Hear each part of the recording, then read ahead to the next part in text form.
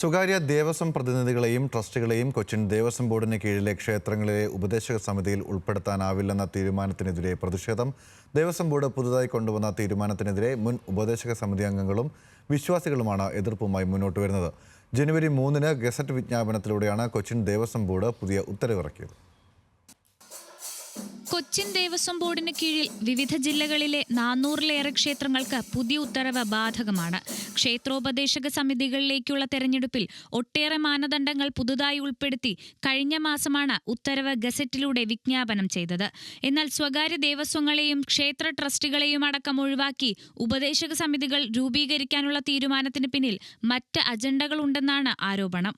ഇതൊരു അജണ്ടയുടെ ഭാഗമായിട്ടാണ് എനിക്ക് തോന്നിയിട്ടുള്ളത്. എന്താണ് ഉദ്ദേശിക്കണമെന്നുള്ളത് ഞങ്ങൾക്കാരും അതിന് പിടികിട്ടുന്നില്ല. ഞങ്ങളൊക്കെ വളരെ വർഷങ്ങളായിട്ട് വടക്കുംനാഥ ക്ഷേത്രത്തിന് വേണ്ടി പ്രവർത്തിച്ച് അവിടെ വളരെ വിപുലമായ അവിടെ ആഘോഷങ്ങളും കാര്യങ്ങളും നടത്തി ക്ഷേത്രത്തിൻ്റെ ഉന്നമനത്തിന് വേണ്ടി പ്രവർത്തിച്ചിട്ടുള്ള ആളുകളാണ്. അപ്പോൾ ഇതെന്താണ് ഇതെന്നുള്ളത് ഞങ്ങളിപ്പോൾ അതിനെക്കുറിച്ച് പഠിച്ചുകൊണ്ടിരിക്കുകയാണ്. ഞങ്ങളതിനെക്കുറിച്ച് ചർച്ച ചെയ്ത് അമര ഉപദേശ സമിതി 2 തവണ ഉപദേശ സമിതി മെമ്പറായ ആളുകൾക്ക് അതിൽ വരാൻ പറ്റില്ല. ഭാരവാഹിത്വം വഹിച്ച ആൾക്ക് വരാൻ പറ്റില്ല. പിന്നെ ആരാണ് അതിൽ വരിക? പുതിയ ഉത്തരവ് പ്രകാരം കൊച്ചിൻ ദേവസ്വം ബോർഡിന് കീഴിലെ പ്രധാന ക്ഷേത്രമായ തൃശൂർ വടക്കുംനാഥൻ ക്ഷേത്ര സമിതിയിൽ നിന്ന് തിരുവമ്പാടി പാറമേക്കാവ് ദേവസ്വം പ്രതിനിധികൾ ഒഴിവാക്കപ്പെടും. ഇത് തൃശൂർ പൂരത്തിന്റെ നടത്തിപ്പിനെ പോലും ബാധിക്കാനും ഇടയുണ്ടെന്നാണ് വിമർശനം.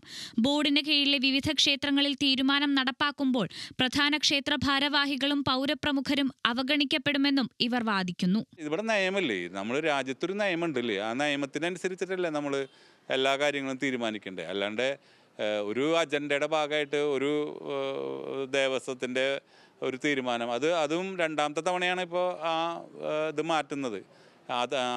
ആദ്യ തവണയിൽ പ്രൈവറ്റ് ക്ഷേത്രങ്ങളിലെ കാര്യം പറഞ്ഞിരുന്നില്ല. പ്രൈവറ്റ് ക്ഷേത്രങ്ങളിൽ അങ്ങനെയുള്ള തടസ്സങ്ങൾ ഉണ്ടായിരുന്നില്ല. പക്ഷേ ഇപ്പോൾ റീസെൻ്റ്ലി വന്നിട്ടുള്ള ഇതിലാണ് പ്രൈവറ്റ് ക്ഷേത്രങ്ങളിൽ എന്തെങ്കിലും കമ്മിറ്റി മെമ്പർമാരായിട്ടുള്ള ആളുകൾക്ക് അതിൽ വരാൻ പാടില്ല എന്ന് പറഞ്ഞു.